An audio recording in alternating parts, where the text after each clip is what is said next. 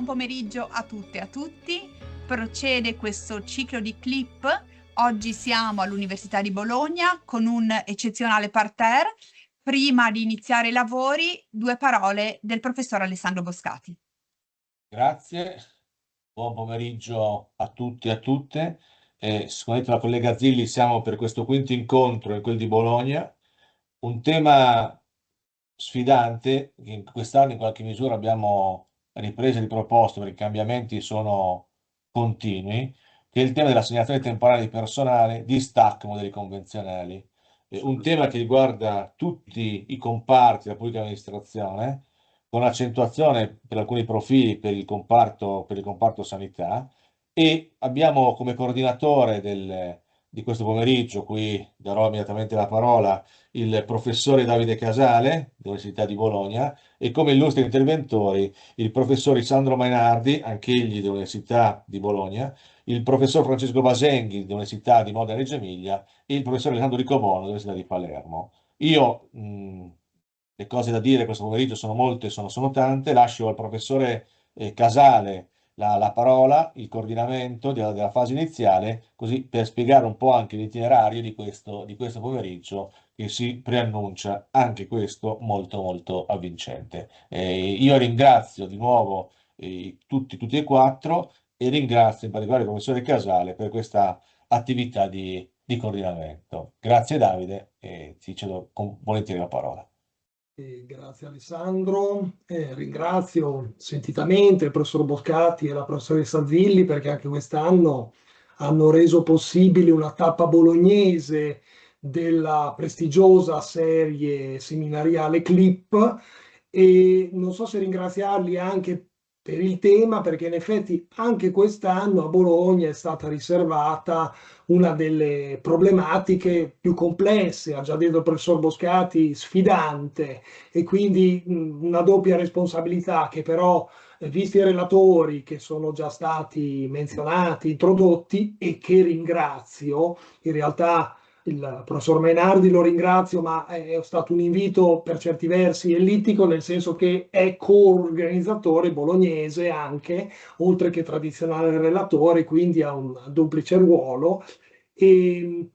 dicevo tema sfidante perché appunto si tratta anche stavolta di uno di quegli aspetti sfaccettati a crocevia di una pluralità di istituti in continuo movimento tellurico normativo. Nell'ordine che sarà rispettato, l'ordine degli interventi coincide con quello della locandina. Il professor Mainardi interverrà, oltre che con un inquadramento, con un'attenzione particolare ad alcuni aspetti anche collegati alla dirigenza e anche all'interazione tra pubblico e privato. Il professor Basenghi interverrà sempre con questa attenzione e uno scambio di idee probabilmente anche sul piano della modellistica e delle caselle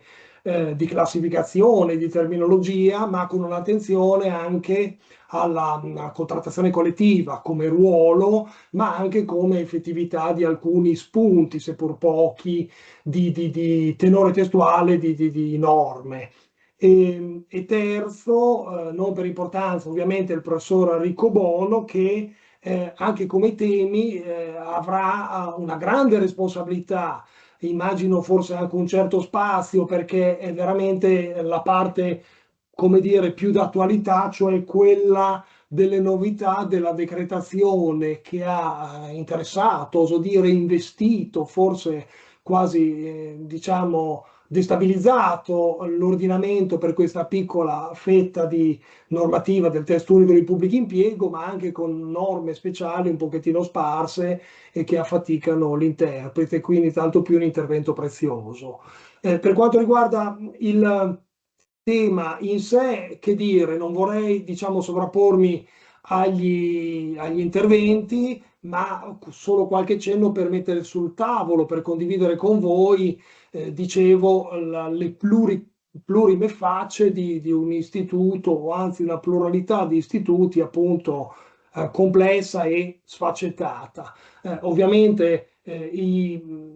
coloro che seguono Clip sanno benissimo che se si parla di assegnazione temporanea di personale, di stacco e modelli convenzionali, sì, è vero, si parla di mobilità, ma in un senso un po' diverso, oltre che da quello,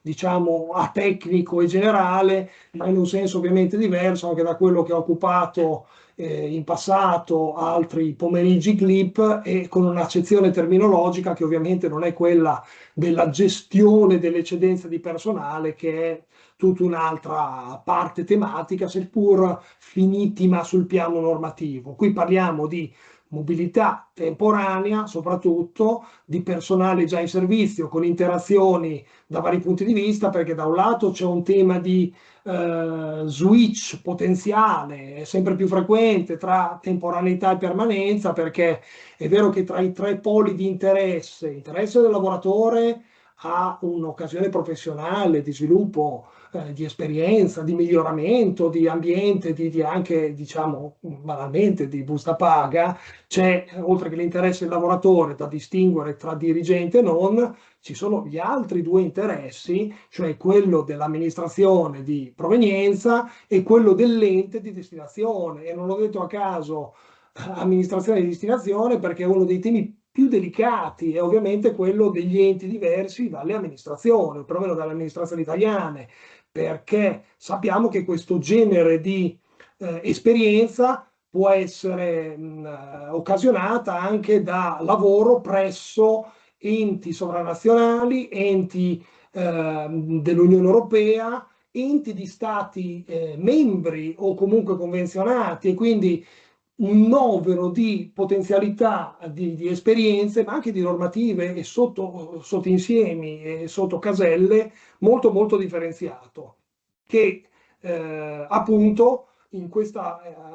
tripolarità, interesse lavoratore, interesse dell'ente di provenienza, interesse dell'ente di destinazione, deve trovare un equilibrio che può essere o un equilibrio, come dire, normativamente leggero, cioè poco regolato, come forse in fasi antecedenti è stato della evoluzione della privatizzazione e contrattualizzazione del pubblico impiego, ma che oggi non è più. Oggi il legislatore si sforza di introdurre presupposti abilitanti, presupposti ostativi,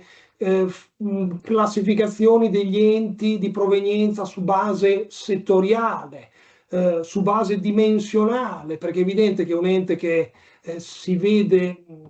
una domanda sul tavolo di un proprio dipendente che vuole andare via, potrebbe avere qualcosa da dire, ma ha un diritto, ha una facoltà, ha un ruolo di motivazione. Quale motivazione? È un tema delicatissimo su cui si avviluppa talora il contenzioso. Il legislatore a volte è intervenuto dettando, come dire, un quadro un pochettino organico, ma un minuto dopo è anche intervenuto prevedendo anche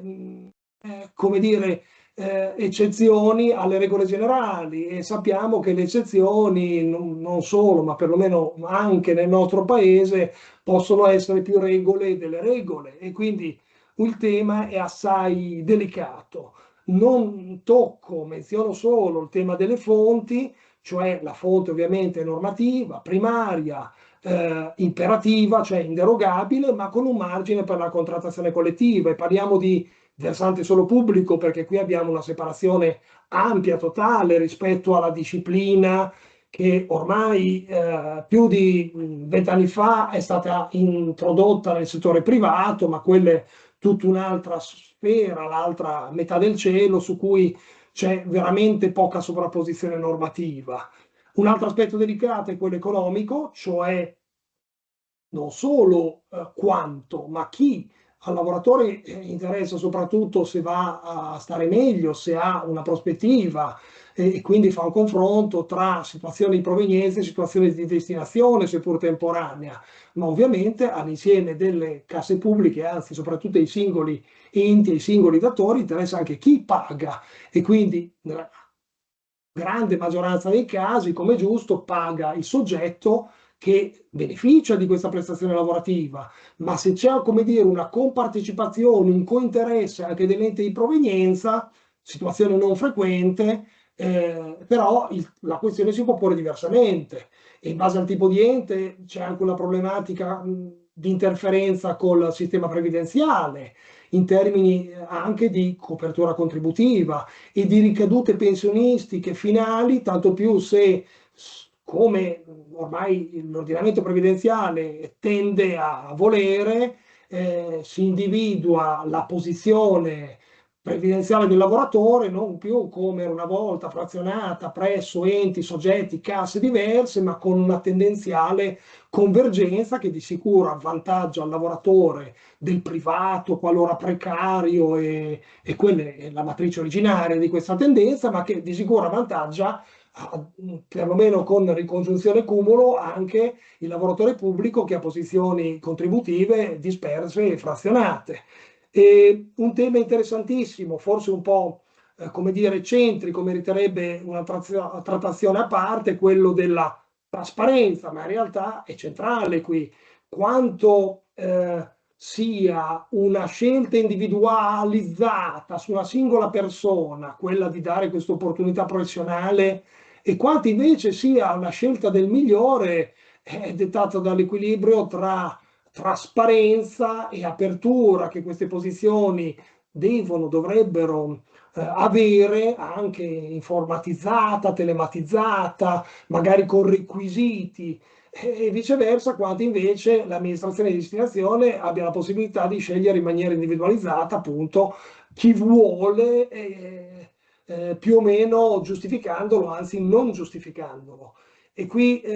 sorvolo le discipline di settore che comunque ci sono, e non mi azzardo nemmeno se non a menzionare il diverso tema che è quello delle figure particolari o particolarissime, che pure in questa normativa all'interno del testo unico del pubblico impiego vengono menzionate come magistrati, ma qui si tratta di una tematica diversa, di grande attualità, quella degli incarichi dei magistrati, e non penso agli incarichi, come dire, extra aggiuntivi, ma penso alle posizioni, come dire, di governo, sottogoverno, amministrazione,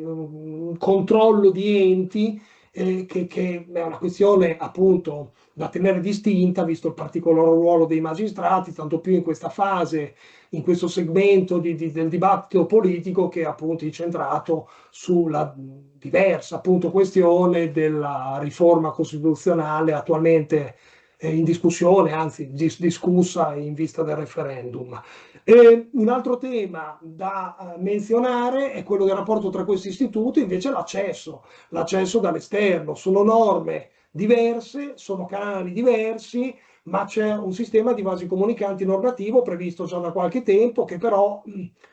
non so, anzi so quanto non sia attuato, nel senso che è vero che la migliore allocazione delle risorse esistenti dovrebbe essere una precondizione per poi, diciamo, aprire a concorsi a personale nuovo, e le assegnazioni temporanee, i distacchi e le opportunità di mobilità temporanea da convertire o permanente, qui allargo il discorso, certo sarebbero un ottimo strumento, ma questo allunga i tempi del reclutamento e forse rende poco soddisfatte certe pressioni abbastanza intuitive, cioè quelle appunto in direzione del reclutamento. E di qui appunto anche qui il legislatore interviene con regole eccezioni che, ho sentito dire da uno dei nostri relatori, rischiano di portare a un esito, se ricordo bene, gattopardesco, e detta, come dire, da un siciliano, tanto più se è il professor Riccobono, c'è assolutamente da fidarsi. Ma prima di arrivare all'ultimo dei relatori, vorrei cedere subito la parola al primo dei relatori già introdotto, il professor Mainardi. Grazie.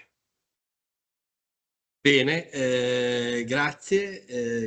dell'invito. Credo di poter vantare una partecipazione integrale alle iniziative CLIP, e quindi ancora una volta, a ragion veduta, mi devo complimentare moltissimo con i colleghi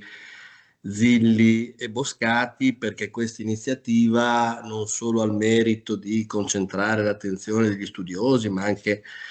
di chi esercita la professione nel lavoro pubblico verso queste tematiche. Non solo i curatori hanno avuto la capacità di tradurre poi queste iniziative in scritti che sono sicuramente di utilità e di riferimento, ma la permanenza di questo progetto ci consente di seguire anche i mutamenti, i cambiamenti che il lavoro alle dipendenze delle pubbliche amministrazioni sta attraversando, non solo dal punto di vista temporale, ma anche dal punto di vista degli scenari di riferimento. E il tema che benissimo vi ha anticipato il professor Casale, che pure ringrazio, è proprio uno di quei temi che, pur essendo stato progettato e pensato in tempi diversi, ci dovrebbe calare nell'ambito di questi nuovi scenari, di queste nuove prospettive che la pubblica amministrazione ha davanti, fra l'altro probabilmente preannunciandoci alcuni contenuti di quella che potremmo definire l'ultima fase, tra le tante che abbiamo già vissuto, di regolamentazione del lavoro pubblico. Sapete che c'è un processo non solo normativo in senso stretto, ma più in generale di soft law, che sta attraversando gli ultimi anni di regolamentazione, che guarda soprattutto agli ambiti del regolamento, del reclutamento, delle competenze, della mobilità. Si parte con il decreto 80 del 2021 per arrivare fino alla riforma Zangrillo, che come sapete in parte è già stata attuata, in parte sta per esserlo con riguardo ai temi della dirigenza.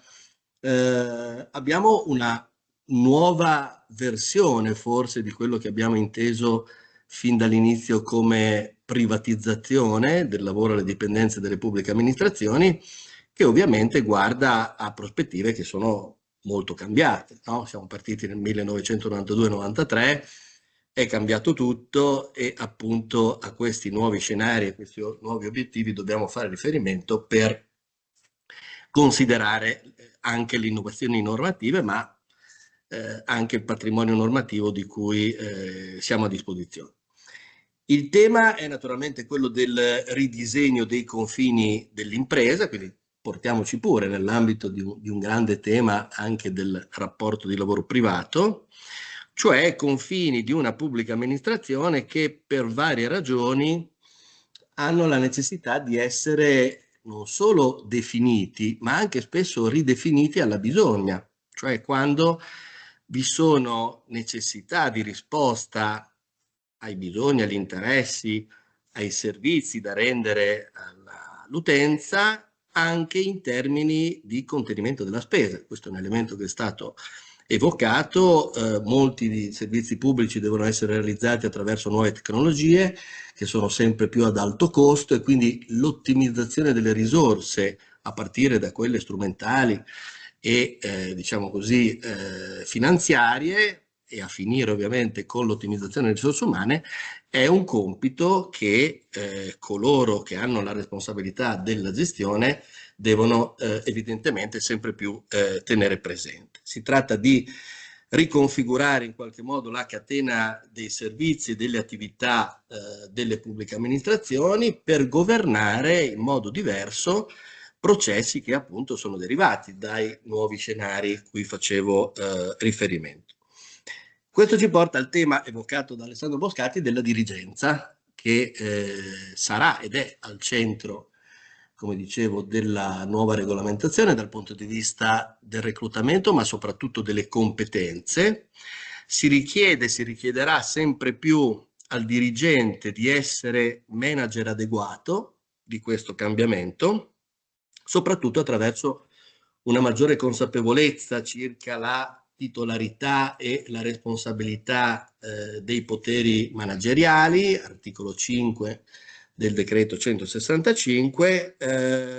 soprattutto declinando nuovi o seminuovi principi. Il principio seminuovo è quello della flessibilità. Alla flessibilità è dedicato questo ciclo CLIP, ma era dedicato anche il precedente sulla mobilità. Ci sono principi nuovi, quali ad esempio quello della agilità organizzativa. Agilità organizzativa intesa come una deliberata combinazione fra rigidità e flessibilità organizzative, e quindi come capacità dei dirigenti da un lato di perseguire e realizzare l'ottimizzazione di processi che sono e devono essere consolidati, perché è necessaria l'efficienza, ma poi anche la sperimentazione di nuove soluzioni organizzative e gestionali che appunto rispondano in maniera ottimale ai fabbisogni, alle condizioni, ma anche alle opportunità che derivano dai nuovi scenari, soprattutto da quelli di tipo tecnologico. Chiaro che questo impatta sia sul livello macrostrutturale, perché bisogna configurare l'organizzazione amministrativa appunto per gestire processi consolidati, ma poi anche per immettere soluzioni organizzative nuove. E poi naturalmente il dirigente deve fare leva sulle forze microstrutturali, soprattutto utilizzando le persone, le risorse, le loro relazioni in maniera ottimale proprio per soddisfare questi due ambiti che traduciamo nel termine di agilità. Il secondo principio è quello dell'apprendimento organizzativo, soprattutto perché, come dicevo, le amministrazioni hanno bisogno ormai di aggiustamenti, di cambiamenti continui, sono processi dinamici che si modificano continuamente nella ricerca dell'efficienza e dell'efficacia, ma anche ormai siamo abituati a predicare il raggiungimento di obiettivi di valore pubblico, che quindi possano essere trasferiti alla collettività esterna, ma anche a quella interna alle amministrazioni. È stato ricordato il tema molto importante, no, dell'attrattività delle pubbliche amministrazioni anche dal punto di vista delle risorse umane. Non è lontano da questi obiettivi, come è stato pure ricordato, il tema della formazione. Una formazione che ovviamente deve riguardare conoscenze, ma anche acquisizione di competenze, ma è una formazione che potrebbe diventare obiettivo dell'amministrazione in sé, soprattutto per quanto riguarda determinati ambiti. Quello in cui noi siamo impegnati lo è senz'altro, l'università, la ricerca e anche la ricerca fatta in determinati ambiti. È stata nominata la sanità come luogo elettivo in cui possono svilupparsi questi processi. Quindi sono molto importanti forme di collaborazione fra amministrazioni, forme di collaborazione istituzionale fra amministrazioni e forme di collaborazione istituzionale fra amministrazioni e soggetti pubblici, qui intendendo e ricomprendendo anche il pubblico allargato, quindi le società partecipate da pubbliche amministrazioni, e poi soggetti privati che, come sappiamo, attraverso diverse forme, ne parlerò, collaborano con le pubbliche amministrazioni, hanno rapporti con le pubbliche amministrazioni. Diciamo che il Piano Nazionale di Ripresa e Resilienza è stato una grande palestra, un grande laboratorio di questa tendenza alla collaborazione istituzionale, regolata in questo caso, però appunto quella palestra deve tradursi in una vera e propria modalità. Il dirigente pubblico sa che può raggiungere determinati obiettivi, svolgere determinati compiti istituzionali o di sperimentazione istituzionale anche attraverso queste forme di integrazione e di collaborazione. Diceva bene il professor Casale, bisogna distinguere soprattutto in termini di temporaneità o meno di utilizzo delle risorse umane nell'ambito di questi processi di collaborazione istituzionale. Abbiamo conosciuto l'anno scorso le forme di integrazione, diciamo, stabile di attività, soprattutto i processi di trasferimento di funzioni e di attività tra pubbliche amministrazioni e tra pubbliche amministrazioni e soggetti privati. Qui invece assistiamo a forme di collaborazione istituzionale temporanea a carattere progettuale, e questa temporaneità e progettualità ovviamente curva gli istituti che, come è stato detto, si intrecciano, no? Nell'utilizzo del personale da parte della dirigenza, laddove appunto bisogna soddisfare la realizzazione di queste forme di integrazione e di collaborazione. Le motivazioni che, diciamo, si sono assunte per realizzare queste progettualità sono state anzitutto collegate al contenimento della spesa. Questo ovviamente un tema che a partire dal decreto legge 95/2012 Spending Review ha attraversato poi tutti i processi, soprattutto in alcuni settori, Però sappiamo che ci sono esigenze di collaborazione istituzionale e di progettualità istituzionale tra amministrazioni e soggetti privati anche nell'ambito delle microstrutture, quindi microstrutture organizzative, unità operative, unità di progetto che si costituiscono già nella prospettiva poi di sciogliersi appena saranno raggiunti i risultati, proprio per dare una maggiore funzionalità ad alcuni ambiti operativi o anche per sperimentare forme di funzionalità date appunto dal rapporto fra enti e fra soggetti privati. Non riusciamo a dare conto di tutti questi modelli, di tutte le esperienze, però di sicuro il tema delle risorse umane, che è quello che ci interessa, costituisce allo stesso tempo fattore decisivo di realizzazione e di successo di questi rapporti di collaborazione, ma anche fattore di criticità, perché sono strategie che abbisognano di alta flessibilità nella gestione delle risorse, sia dal punto di vista delle assegnazioni funzionali, quindi delle mansioni che vanno a svolgere i dipendenti presso altri datori di lavoro pubblici o privati, ma anche sotto il profilo della pianificazione e della direzione di queste risorse. È probabile che queste criticità siano state in qualche modo acuite, a volte rendendo impossibili queste forme di collaborazione e di integrazione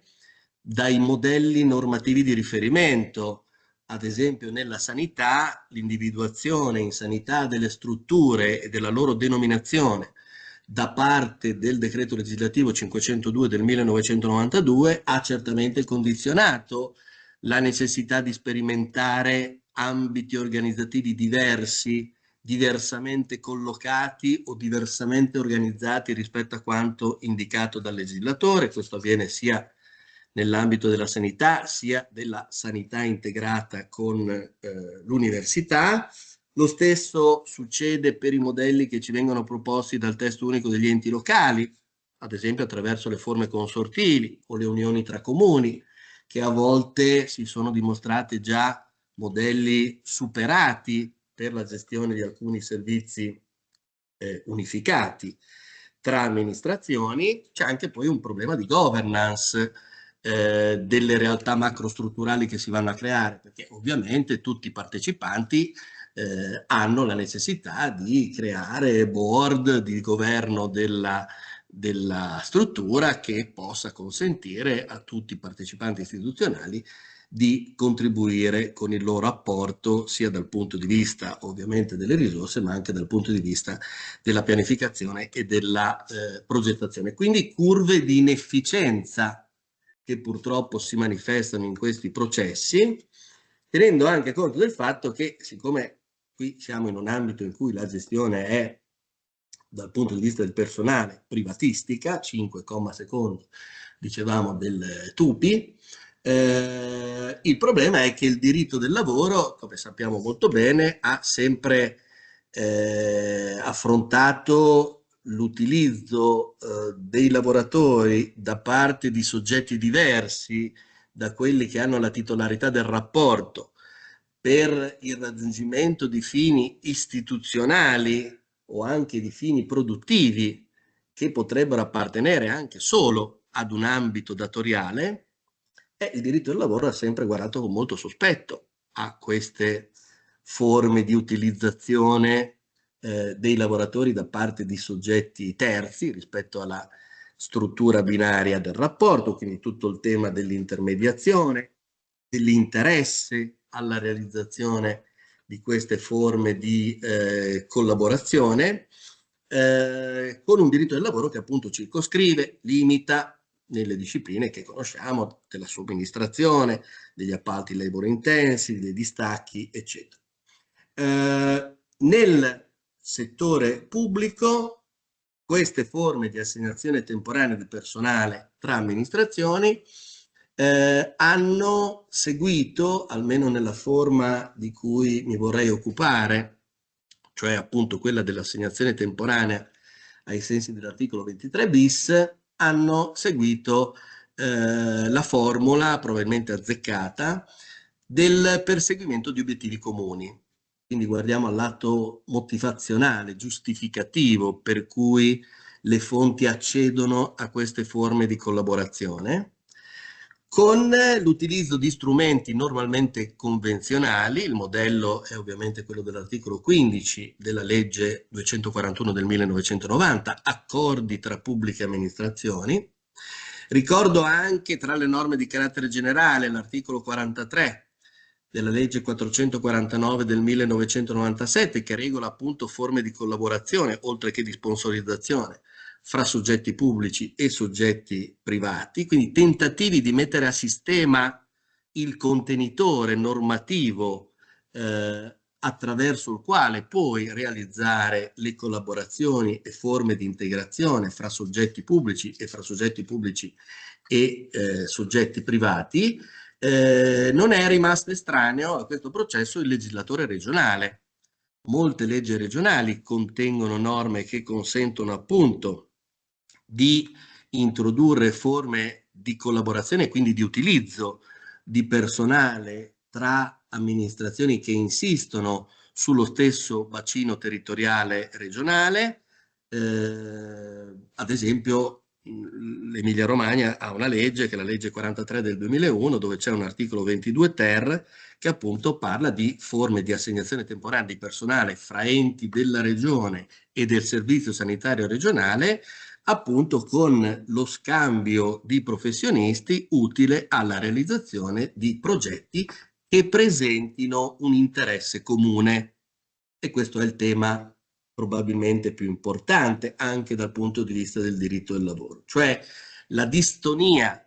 che si viene a creare rispetto alla struttura binaria del rapporto di lavoro, con l'assegnazione temporanea alla direzione e all'utilizzo da parte di un soggetto diverso da quello che ha la titolarità del rapporto. L'ordinamento risponde con l'introduzione di un apparato motivazionale che deve rivelare un interesse comune dei vari datori che partecipano all'iniziativa, proprio per giustificare insieme alla temporaneità queste forme di assegnazione che appunto non sono definitive, sono solo temporanee e che determinano un rapporto di mero utilizzo del prestatore di lavoro, che evidentemente, se non fosse giustificato dall'esistenza di un interesse, in questo caso di un interesse comune, potrebbe essere sicuramente assimilato ad una forma di fornitura di prestazioni di lavoro e quindi a rischio di essere censurata secondo le regole del divieto di intermediazione e di interposizione nel rapporto di lavoro. Tutto è stato ricondotto a sistema dall'articolo 23 bis del decreto 165 del 2001. In realtà questa idea è arrivata con la legge Frattini, quindi siamo nel 2002. La legge Frattini introduce la norma, oggi trasformata nell'articolo 23 bis del decreto 165 del 2001, in particolare i commi 7 e 8 della norma. La rubrica è rimasta identica, disposizioni in materia di mobilità tra pubblico e privato, quindi è vero che si tratta di una forma di mobilità, come diceva Davide Casale, appunto caratterizzata dalla temporaneità. Un comma 7 dell'articolo 23 bis che appunto consente, per la realizzazione di singoli progetti di interesse specifico delle amministrazioni e attraverso protocolli di intesa fra le amministrazioni interessate, di assegnare temporaneamente il personale presso altre pubbliche amministrazioni, ma anche presso imprese private. Direi che la parola impresa è qui utilizzata in modo tecnico, quindi parliamo di datori di lavoro privati, a condizione appunto che il tutto trovi una regolamentazione nel protocollo d'intesa, che non a caso viene citato in apertura della norma proprio per codificare la necessità di una traduzione formale dell'interesse comune fra i partecipanti, che potrebbe naturalmente avere le più diverse nature. soddisfare questa norma le esigenze più diverse di integrazione e di collaborazione temporanea tra amministrazioni, rendendo appunto l'interesse comune dei soggetti coinvolti lecito, ciò che invece potrebbe non esserlo se non vi fosse appunto questa manifestazione nell'ambito del protocollo d'intesa. La norma ovviamente è inserita nel capo sulla dirigenza, ma questo pezzettino dell'articolo 23 bis non riguarda solo i dirigenti, ma riguarda anche il personale del comparto, che vengono assegnati temporaneamente ad altre amministrazioni, ovviamente poi investiti di obiettivi, poteri nel caso dei dirigenti, responsabilità, cioè utilizzati dalla pubblica amministrazione assegnataria, o vedremo dal soggetto privato assegnatario, come se fossero loro dipendenti per tutto il periodo della assegnazione. Fra l'altro sono possibili anche forme di assegnazione temporanea ex articolo 23 bis carattere parziale, quindi il dirigente o il dipendente opera a scavalco fra le amministrazioni o fra le amministrazioni e il soggetto privato, quindi con una complessa operazione di ripartizione di compiti, di responsabilità, ma anche di attribuzione di poteri. È chiaro che il protocollo svolge la funzione di manifestare l'interesse comune, ma soprattutto la funzione di regolamentare questa forma di assegnazione temporanea, fra l'altro consentendo alle amministrazioni, ho già citato gli strumenti giuridici che potrebbero benissimo rappresentare il protocollo, quindi un accordo ex articolo 15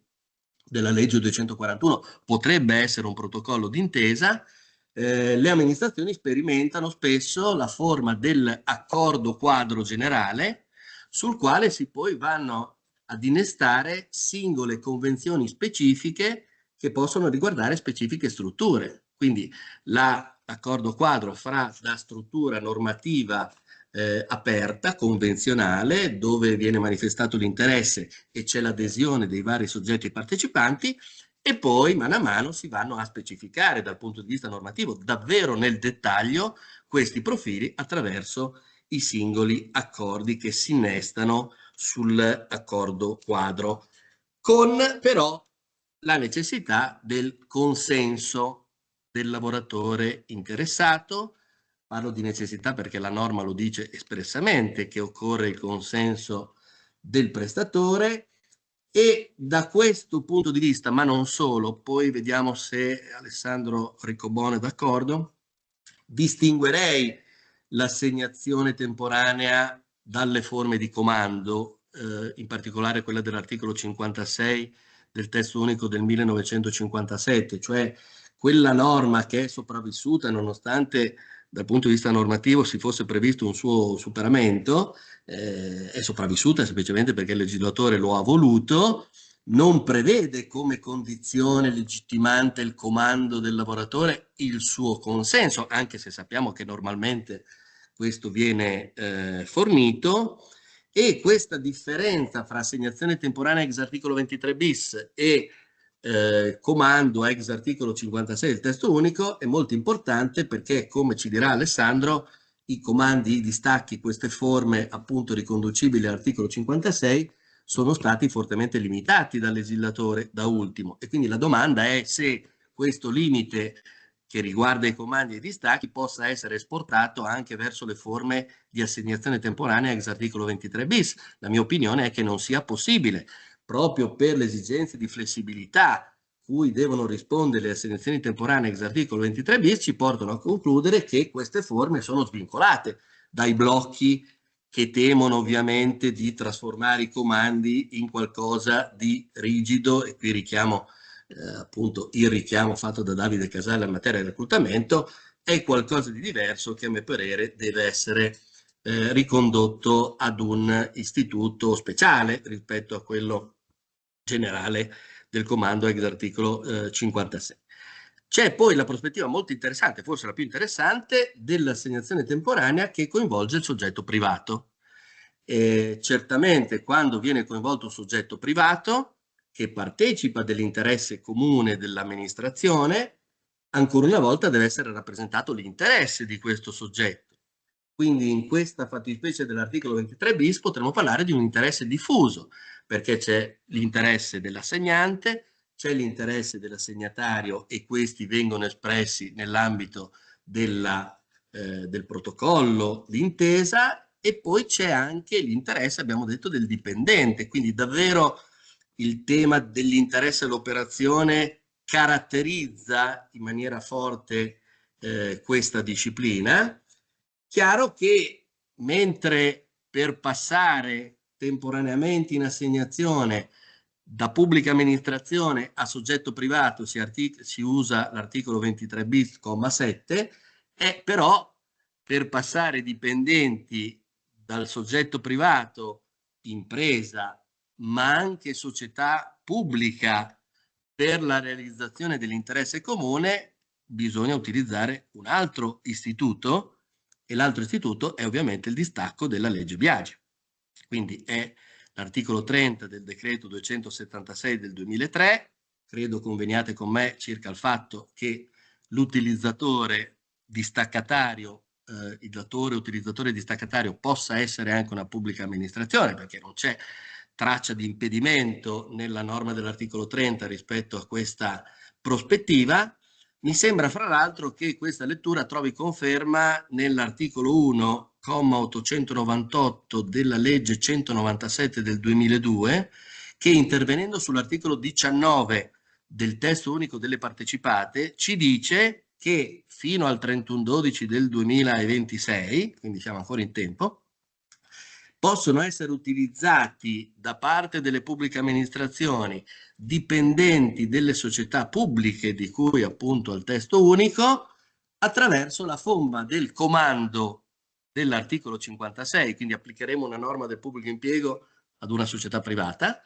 ma più fisiologicamente del distacco ex articolo 30 decreto 276 del 2003, cioè il testo unico delle partecipate ci dice come fare un'operazione rispetto però a una prassi che già da tempo utilizzava proprio il distacco per rendere queste forme di partecipazione, fra l'altro anche qui con la possibilità di fare un distacco parziale, quindi con professionisti che lavorano a scavalco di 2 datori di lavoro, ovviamente però con la finalizzazione data dal protocollo d'intesa. 2 parole, chiudo, sugli oneri, perché anche qui il compito di ripartire gli oneri dell'assegnazione temporanea è attribuito al protocollo d'intesa, e questo ancora una volta conferma la differenza rispetto all'istituto del comando. Mentre nell'istituto del comando mi pare codificata anche nella giurisprudenza la prospettiva per cui gli oneri sono ripartiti sulla amministrazione comandataria che utilizza la prestazione in forma di rimborso rispetto a chi ha la titolarità del trattamento economico, che è ovviamente l'amministrazione comandante o distaccante,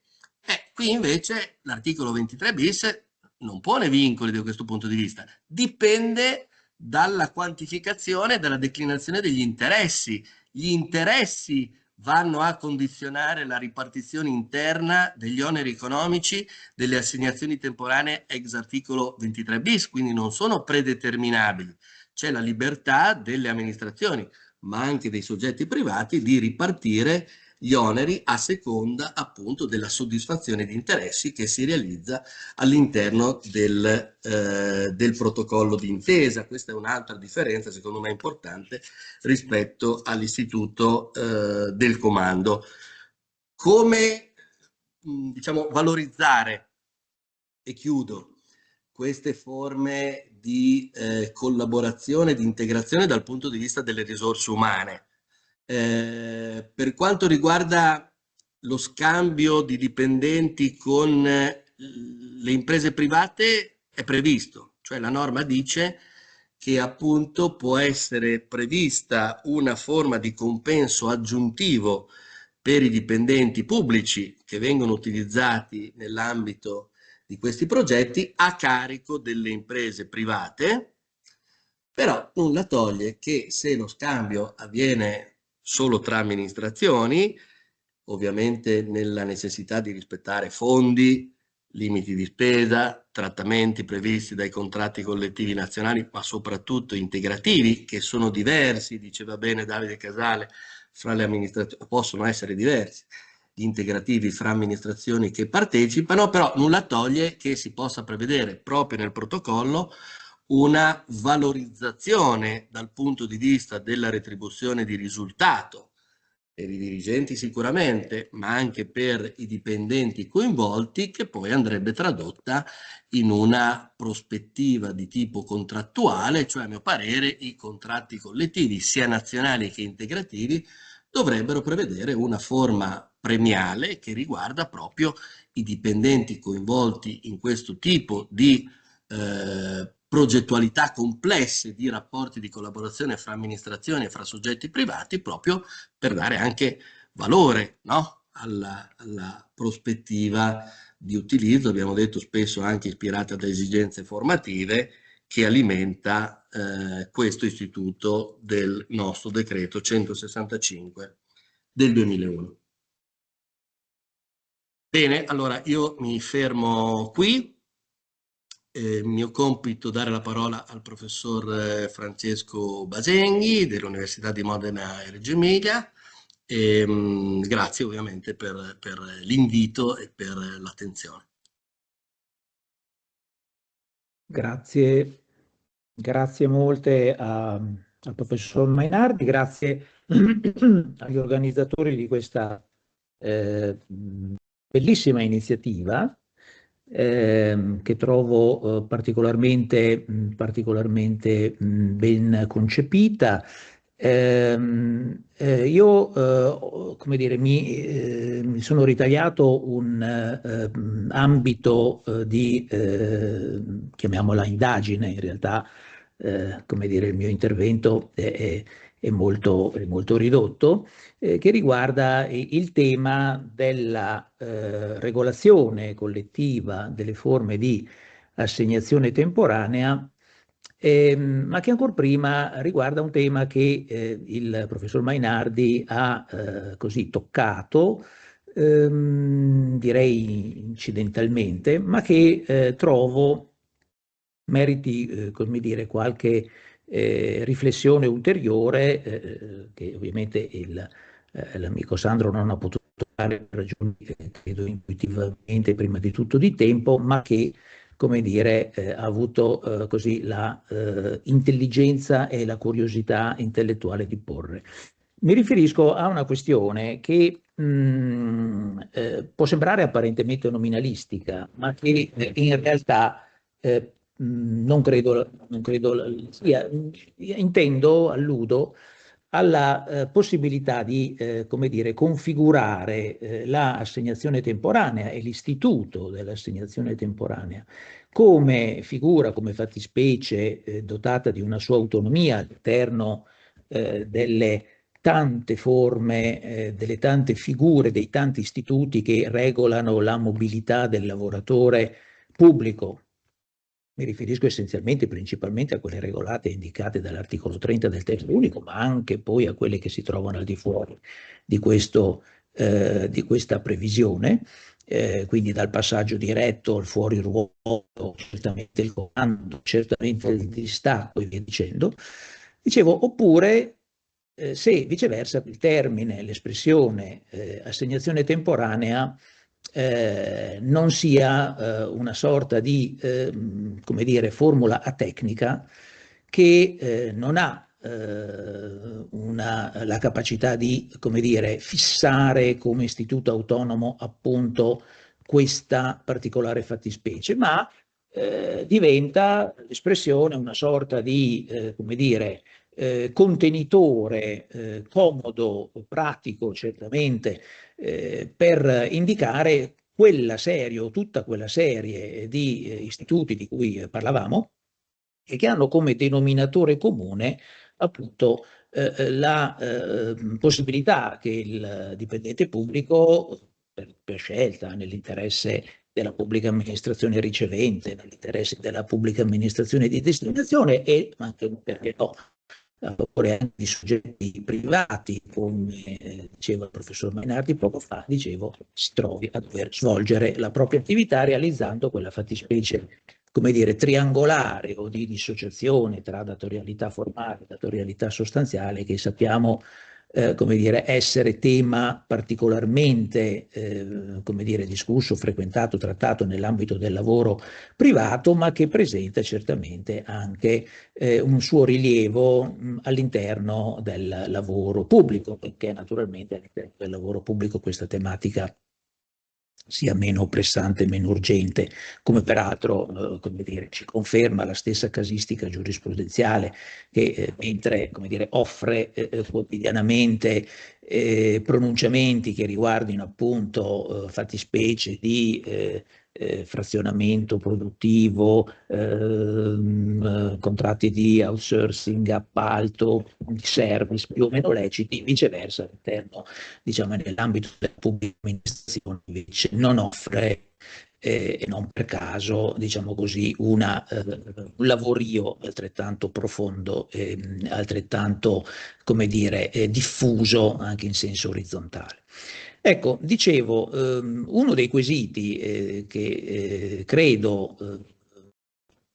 tra i tanti che il professor Mainardi ha posto, uno dei quesiti, dicevo, che a mio avviso merita una prima, non dico risposta, ma un primo tentativo, è appunto quello che riguarda il modo di porsi di questa figura della assegnazione temporanea. In realtà, come dire, di assegnazione temporanea a favore dell'idea che questa possa rappresentare una sorta di istituto a sé, si potrebbe evocare per esempio l'articolo 42 bis del decreto 151/2001, insomma il testo unico su paternità e maternità. Lì si parla, come tutti sappiamo, di assegnazione temporanea, si fa riferimento a un istituto molto particolare, con una disciplina assolutamente, come dire, ben definita, limitata nel proprio perimetro precettivo. È una disciplina che di fatto riguarda situazioni del tutto particolari, che attengono appunto alla posizione del dipendente pubblico, a tutela del rapporto familiare, delle relazioni familiari. Si parla di assegnazione temporanea e quella sembra essere effettivamente l'espressione con cui anche nella prassi naturalmente ci si riferisce all'istituto, e da questo punto di vista direi che, come dire, questioni non dovrebbero porsi. Ecco, la questione invece si pone rispetto a un altro tentativo, che è quello, come accennavo, di leggere in maniera più ampia la portata di questa espressione, assegnazione temporanea appunto, e all'interno, dicevo, di quella sorta di alternativa, o considerarla una sorta di espressione tecnica che fa da contenitore di altre figure, o viceversa considerarla una fattispecie autonoma, al di là dell'articolo 42 bis naturalmente, che merita, diciamo così, una propria disciplina, che ha una propria regolazione, che ha una propria funzione e che in qualche modo potrebbe trovare certamente all'interno del testo unico e di un paio di norme, una delle quali ovviamente su cui ha particolarmente insistito e correttamente, a mio avviso, l'amico Sandro, cioè l'articolo 23 bis e il relativo comma 7, ma che trova ovviamente un ulteriore richiamo anche nell'articolo 30,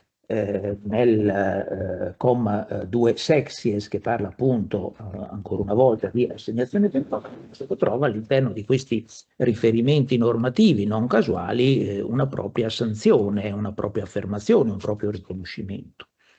Ecco, la questione, dicevo, non è puramente nominalistica. Mi sa di aver inteso che il professor Mainardi, come dire, si è orientato a optare per la soluzione che legge, ritiene di leggere nella forma appunto dell'assegnazione temporanea una sorta di figura a sé. Penso come dire, che fosse questa la sua valutazione nel momento in cui appunto ha posto in una sorta di contrapposizione la figura appunto di cui stiamo parlando, quindi dell'assegnazione temporanea, con la figura del comando, no? Evidenziandone, sottolineandone le diversità e quindi escludendo che ci possano essere degli elementi, diciamo così, in comune, alludendo al fatto che si tratta di figure diverse. E questa è certamente una lettura, come dire, convincente e meritevole di essere considerata. D'altra parte, in questo senso, pongono anche le norme che parlano appunto di comando, che dettano in ordine al comando una serie di discipline. Si tratta certamente del vecchio articolo 56 del vecchio decreto sul pubblico impiego, ma si tratta anche di discipline successive. Non ultimo, per esempio, mi viene in mente, a proposito di consenso, mi sembra il comma 414 della legge di stabilità del 2012, che appunto afferma, con riferimento al comando, la necessità del consenso del lavoratore, di fatto quindi, come dire, innovando in qualche modo rispetto al quadro regolativo precedente, quello che appunto risale ancora alla fine degli anni 50. Dicevo, è una certamente lettura assolutamente più che fondata, più che plausibile. Ecco, non so se sia, come dire, la sola che possa essere posta, perché in realtà, come dire, abbiamo alcuni riferimenti che, come dire, potrebbero anche indurci ad un'altra lettura, e mi sembra che forse da questo punto di vista anche qualche arresto giurisprudenziale possa essere invocato a favore, diciamo così, di forse la considerazione per la quale nel concetto di cui stiamo parlando, appunto di assegnazione temporanea, in realtà è presente, diciamo, un po' di tutto. Dentro questo grosso contenitore ci stanno diverse figure. Da un lato, come dire, c'è una considerazione che faccio proprio da, come dire, pratico, ma pratico nel senso, devo dire, meno alto del termine, e che riguarda il fatto che mi pare abbastanza difficile rilevare all'interno del quadro normativo che regola queste figure, questi istituti. Penso in primo luogo al comando, ma non solo a quello. Dicevo, mi sembra difficile poter individuare, come dire, degli elementi differenziali sul piano della costruzione, diciamo così, ideale della figura. Cioè, fatico a immaginare che ci possano essere il comando, anche alla luce, diciamo così, del percorso evolutivo che questa figura ha conosciuto in progresso di tempo, che non siano riconducibili appunto all'ipotesi in cui personale venga assegnato da un'amministrazione di provenienza a un'amministrazione di destinazione sulla base di accordi convenzionali tra le amministrazioni stesse. Fatico a come dire, trovare degli elementi dal punto di vista tecnico, dal punto di vista naturalistico, siano diversi, e questo, come dire, fa sì che non sia facilmente individuabile il quid discretivo che distingua le due posizioni. Aggiungo poi che il termine assegnazione temporanea spesso in diversi riferimenti normativi è usato obiettivamente in modo molto ampio e sembra alludere a una serie aperta di figure. In questo senso, peraltro, mi sembra che anche come dire, in letteratura ci sia una sorta di come dire, tendenza a leggere all'interno di questa espressione una sorta di come dire, unicum comprendente varie fattispecie. Certamente non aiuta in questo quadro anche la scarsa chiarezza che insomma tutti sanno dipendere da un percorso, da una sorta di continuo evolutivo che in alcuni punti, insomma, non ha evidentemente prodotto risultati convincenti. Dicevo, un continuum che ha generato figure e sottofigure. Ho letto come tutti voi la, per esempio, sentenza, quella del relatore Cavallari di un paio d'anni fa, che riguardava appunto, guarda caso, proprio l'applicazione, un'ipotesi in cui si faceva applicazione del comma 7 dell'articolo 3 bis, nell'ambito della quale il giudice ha detto, insomma, la Corte ha detto no, questa non è un'ipotesi di, come dire, si discuteva del fatto che appunto ricorresse o meno l'ipotesi del comando, la Cassazione dice no, non è un'ipotesi di comando ex vecchio testo lavoro pubblico, quindi vecchio decreto degli anni 50, è un'ipotesi viceversa di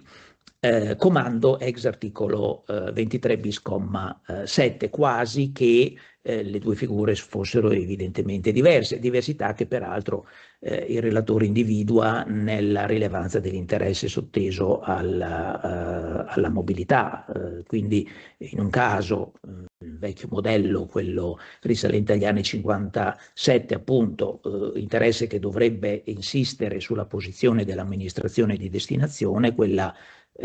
come si dice comandataria, mentre viceversa all'interno, come giustamente diceva Sandro, all'interno della figura di cui al comma 7 dell'articolo 23 bis ci dovremmo trovare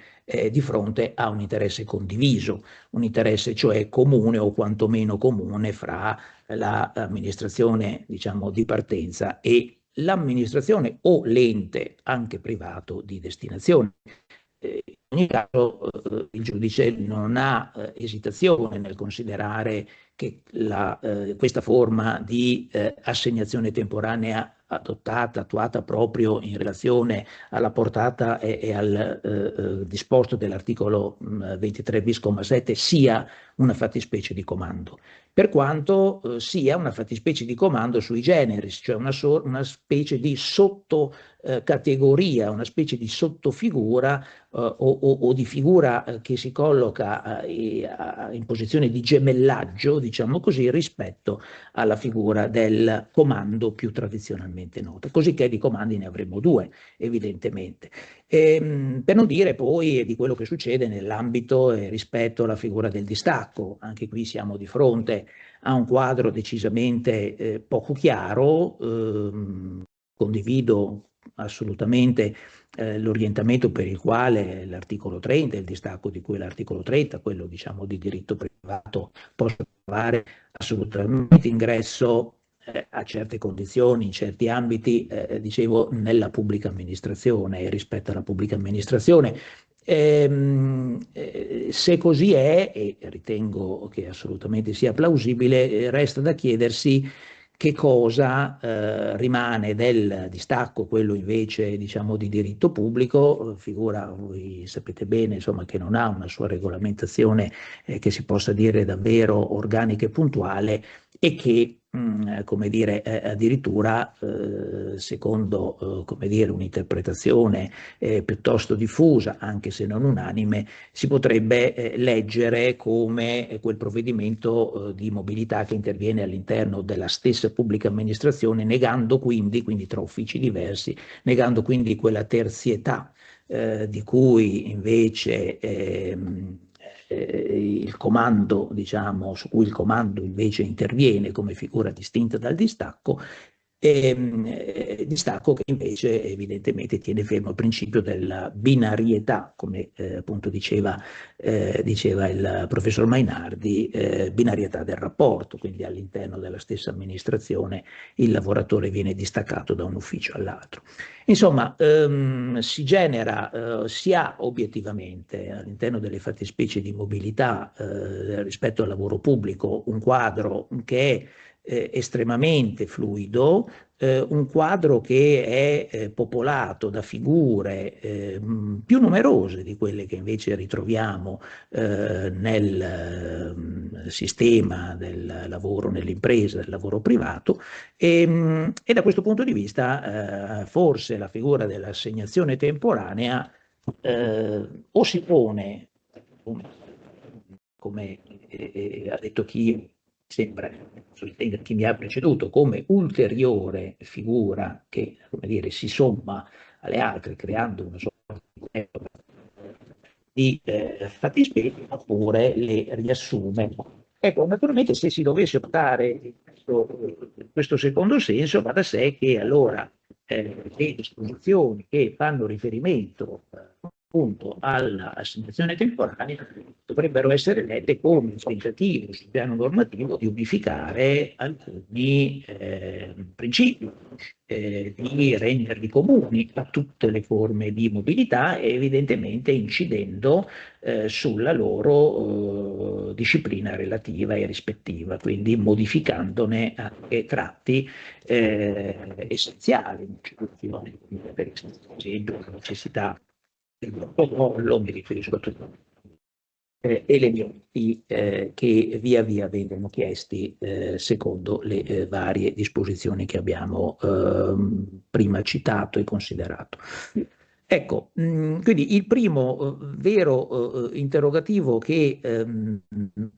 è, ma che pongo a me stesso, ma al quale non posso dare obiettivamente una qualsiasi risposta plausibile, è quello che riguarda la esatta collocazione di questa figura, l'assegnazione temporanea. Che cos'è?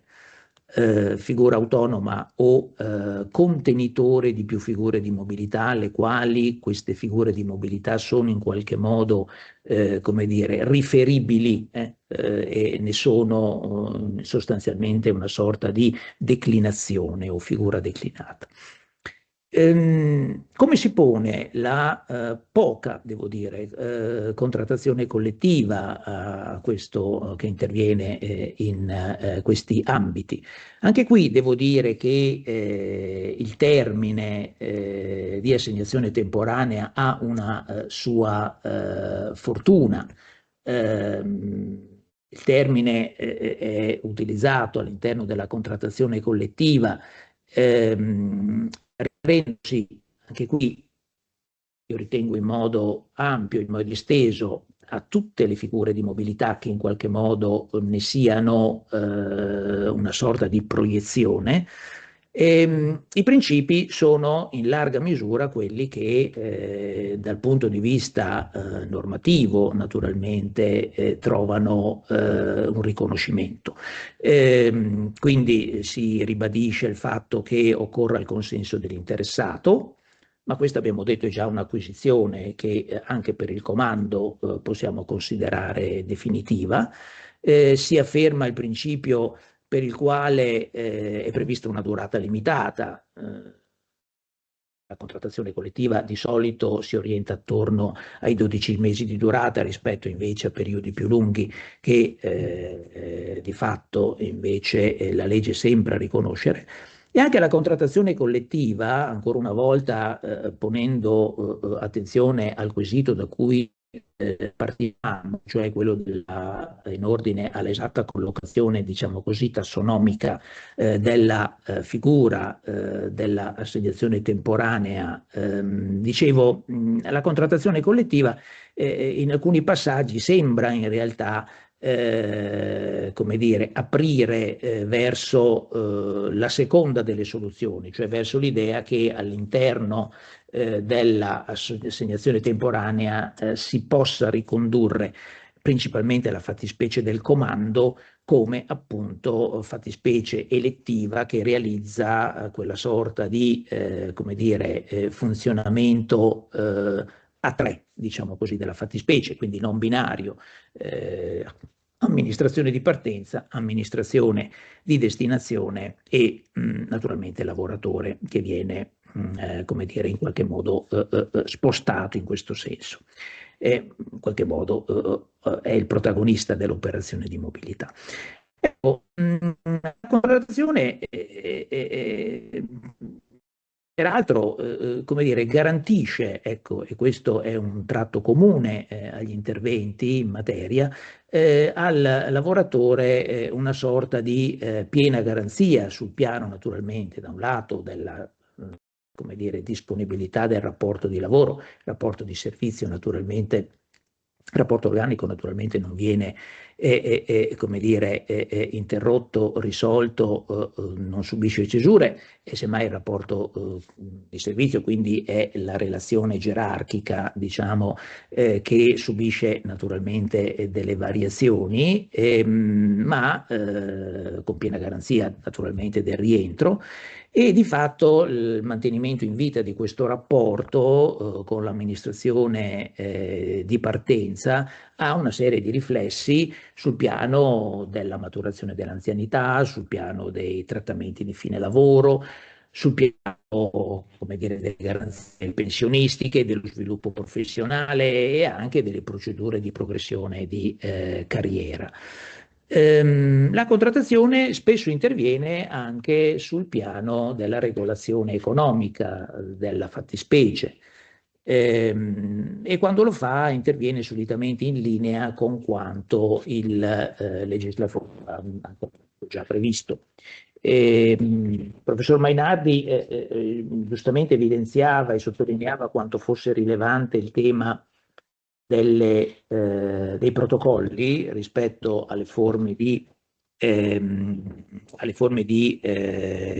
mobilità, ecco, di assegnazione temporanea previste in particolare dall'articolo bis, e ne evidenziava in qualche modo la flessibilità, anche perché giustamente all'interno di un sistema nell'ambito del quale devono essere i protagonisti, principalmente l'amministrazione di partenza, quella di destinazione, o comunque il soggetto all'interno del quale il lavoratore si troverà a svolgere la propria attività, devono essere questi soggetti in relazione al gioco degli interessi legittimi che ciascuna di queste parti ha ovviamente in animo di soddisfare e realizzare. Dicevo, spetterà a loro definire esattamente la come dire, allocazione degli oneri economici, e quindi ben si spiega perché la legge dica che i protocolli disciplinano funzioni, modalità di inserimento, onere per la corresponsione del trattamento economico da porre a carico dei destinatari, eccetera, eccetera, eccetera. Tutto questo è assolutamente condivisibile. Resta fermo che, viceversa, sembra di dire, all'interno invece dei rapporti, come dire, che si pongono tra le pubbliche amministrazioni, quello che dicevamo prima valeva soprattutto per i rapporti con le imprese, i soggetti che si comprano fuori della pubblica amministrazione come destinazione. Dicevo, viene in gioco l'articolo 70 dello stesso testo unico, il comma 12, dove si dice appunto che in tutti i casi nei quali enti pubblici territoriali, pubblici non economici, altre amministrazioni pubbliche, con espressione lata naturalmente, dotate di autonomia finanziaria, sono tenute a autorizzare l'utilizzazione da parte di altre pubbliche amministrazioni di proprio personale in posizione di comando fuori ruolo o in analoga posizione, l'amministrazione che utilizza il personale rimborsa all'amministrazione di appartenenza l'onere relativo al trattamento fondamentale. Evidentemente ipotizzando che il trattamento fondamentale sia di spettanza dell'amministrazione di appartenenza, mentre invece il trattamento accessorio venga erogato diversamente dall'amministrazione di destinazione. Beh, questa è esattamente la soluzione che la contrattazione nei pochi casi in cui interviene accoglie e replica, prevedendo appunto in situazioni di questo tipo che si faccia luogo a questo tipo di riparto. Naturalmente sarà la somma versata a titolo di trattamento economico fondamentale dall'amministrazione di appartenenza oggetto di rimborso da parte dell'amministrazione di destinazione, che naturalmente diventa parte che, come dire, si avvantaggia e utilizza le prestazioni diciamo del lavoratore. Ecco, Quali sono, e chiudo, gli elementi a questo punto sui quali forse si rileva lo scarto regolativo tra le fattispecie di assegnazione temporanea previste dalla dalla contrattazione collettiva per il settore, per l'ambito pubblico e invece gli interventi di natura normativa? Beh, intanto non c'è dubbio dal punto di vista appunto della contrattazione collettiva la tendenza a slegare l'utilizzo di queste forme di assegnazione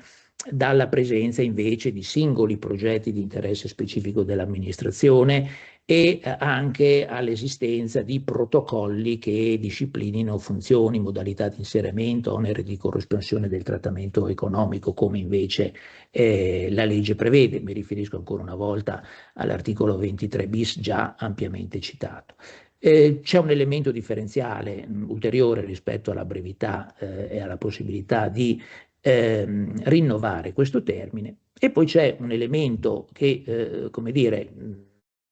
può essere letto in modo diverso e che riguarda la forte valorizzazione del rifiuto sopravvenuto del dipendente oggetto dell'assegnazione che anche nel corso del termine concordato perché l'assegnazione abbia luogo può determinarne la cessazione a quanto pare immediata a fronte evidentemente di una sorta di opposizione che abbia maturato nel corso della assegnazione stessa. Personalmente, ecco, credo che questa sorta di concessione, il riconoscimento, insomma, di questa capacità di, come dire, immediata, definitiva cessazione dell'assegnazione sulla base di una semplice manifestazione di volontà e quindi apparentemente ad nutum, ecco, forse qualche riflessione dovrebbe condurla e dovrebbe produrla. Lo stesso scarto si rileva anche rispetto alle altre ipotesi di assegnazione previste dalla legge, in particolare dall'articolo 30 con 2 sexes che citavamo poco fa. Qui lo scarto principale riguarda il mancato riferimento al documento di programmazione dell'articolo 6 del testo unico,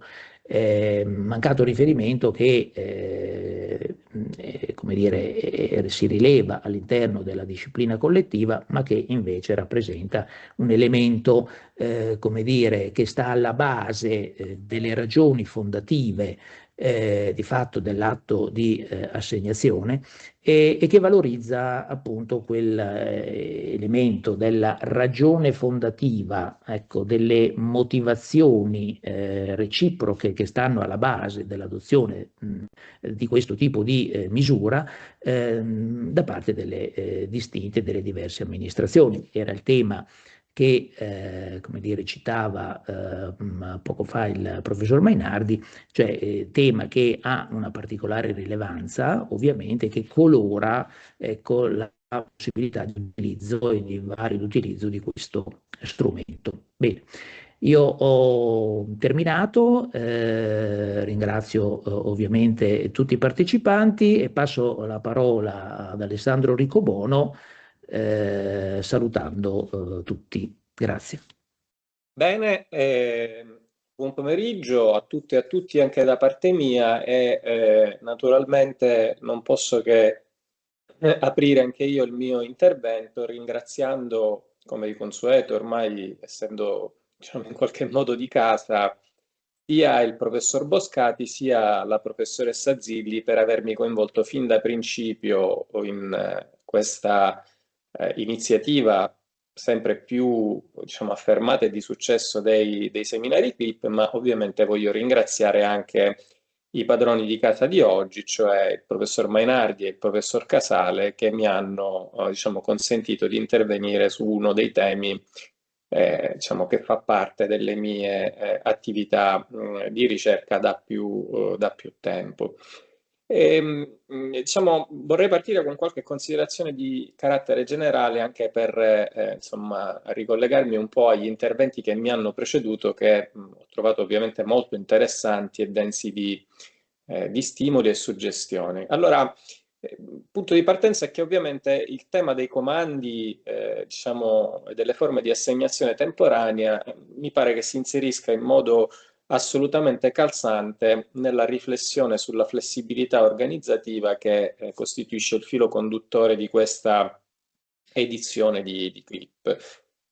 Anzi, diciamo, mi piace ricordare, diciamo, l'espressione che ha utilizzato, diciamo, il professor Mainardi, che è quella dell'agilità organizzativa intesa come nuove soluzioni organizzative e gestionale che impatta sul livello macrostrutturale. Questo sì, però a patto che ci si intenda sul fatto che l'organizzazione, come ama ripetere spesso il professore Boscati, non deve essere plasmata sulle esigenze delle persone, ma al contrario. Quindi questa è una prima osservazione che secondo me va fatta per contestualizzare anche il senso e il significato di questi istituti come istituti di flessibilità organizzativa e funzionale. Secondo tema che è emerso è quello della promiscuità terminologica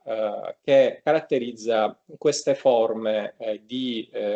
utilizzo del personale in chiave temporanea. Allora, io sono ovviamente molto d'accordo sia con quello che ha detto il professor Mainardi, sia con quello che ha detto il professor Basenghi, nel senso che trovo assolutamente condivisibile la prospettiva che individua nella diciamo, dicitura, assegnazione temporanea, una sorta di contenitore di carattere generale dove attraverso il comune denominatore della temporaneità possiamo fare rientrare diversi istituti. Il distacco, il comando, la cosiddetta assegnazione temporanea vera e propria, il collocamento fuori ruolo, sono tutte, diciamo, nomenclature che in qualche misura possono rientrare in questa grande categoria, macrocategoria della cosiddetta assegnazione temporanea. Devo anche dire che in qualche modo, diciamo, questa tendenza alla promiscuità terminologica è in qualche modo, diciamo, una sorta di leitmotiv di tutta la disciplina dell'articolo 30 delle ipotesi di mobilità del personale contenute e regolate nell'articolo 30 del testo unico sul pubblico impiego. Se ci pensiamo, di fatto la rubrica dello stesso testo unico e dello stesso articolo 30 è quella di passaggi diretti di personale, che in effetti è un'espressione totalmente atecnica che appunto fa da contenitore per una serie di vicende circolatorie che sono tra di loro fortissimamente eterogenee, tra cui le mobilità in senso proprio, ma anche insomma, parte degli strumenti diciamo, di carattere temporaneo in senso ampio. E ovviamente anche un insieme di istituti regolati in modo frammentato, perché come è stato ampiamente ricordato, le discipline di questi istituti sono sparse in un profluvio di fonti regolative, a partire dal testo unico degli impiegati civili dello Stato, il 3 del 57, fino a giungere a varie norme del testo unico sul pubblico impiego, ma non solo, ovviamente, non le possiamo citare tutte, io stesso ovviamente non saprei neanche ricordarle tutte a memoria, però già il semplice fatto che troviamo questi istituti regolati all'articolo 23 bis, all'articolo 30, all'articolo 70 ci fa capire come il legislatore stesso affronti la materia con una certa asistematicità. Ovviamente però dal punto di vista organizzativo gli strumenti di cui ci occupiamo oggi svolgono una funzione centrale perché di fatto consentono di spostare temporaneamente le risorse umane da un'amministrazione all'altra, di colmare vuoti di organico, di sostenere progetti specifici come in qualche modo fanno le convenzioni di cui ci ha parlato il professore Mainardi, di far circolare le competenze, altro tema che è emerso, e di supportare anche le amministrazioni in difficoltà. Quindi costituiscono spesso una valvola di compensazione tra fabbisogni reali delle pubbliche amministrazioni e le rigidità formali che caratterizzano, come noi sappiamo, gli assetti organizzativi. Quindi potremmo definirli degli strumenti a basso costo istituzionale che non richiedono complesse procedure di reclutamento, non richiedono riorganizzazioni strutturali, ma ovviamente hanno una funzione redistributiva delle risorse umane importante. Poi ovviamente il criterio discretivo tra tutte queste figure, a mio avviso, resta quello dell'interesse che supporta l'operazione. Quindi poi è emerso, diciamo, si è parlato di questa sentenza del 2024 che è stata un po' paradigmatica perché ha ricostruito un po' le discipline e la storia dei vari istituti di assegnazione temporanea, ma evidentemente questa sentenza in qualche modo pone l'accento come criterio descrittivo sull'interesse del soggetto che muove tutta l'operazione. Nell'ipotesi del comando, l'amministrazione di destinazione, nell'ipotesi del distacco, ammesso che il distacco, diciamo, possa avere una sua tecnicità pura nel settore delle pubbliche amministrazioni, l'interesse dell'amministrazione distaccante. Nel caso delle convenzioni di cui all'articolo 23 bis un interesse condiviso, ma si è parlato anche per esempio delle società partecipate, dove trovano applicazione entrambi gli istituti del settore pubblico e del settore privato, insomma un po' a conferma del fatto che queste società a partecipazione pubblica insomma, sono sempre di più una sorta di tertium genus, un modello ibrido che hanno un po' una natura anfibia, ogni tanto si comportano come datori di lavoro privati, ogni tanto si comportano come organizzazioni pubbliche rette da una normativa pubblicistica in senso proprio. Qual è però l'elemento secondo me centrale poi al di là della qualificazione giuridica e della tassonomia o della riconduzione sul piano dogmatico di un istituto ad un modello regolativo piuttosto che un altro? Il problema fondamentale è che ovviamente, mettiamola come la mettiamo, rimane il fatto che una volta che si utilizza uno strumento di assegnazione temporanea, il posto che occupa il dipendente nella dotazione organica rimane comunque un posto vincolato. Quindi, naturalmente, il problema fondamentale è capire se dietro questi strumenti si cela un utilizzo virtuoso. Ovviamente, diciamo, le ipotesi di cui ci ha parlato il professore Mainardi sono ipotesi che ci rimandano a utilizzi naturalmente virtuosi perché favoriscono la cooperazione interistituzionale e le costruzioni di reti fra enti, perché consentono lo scambio di competenze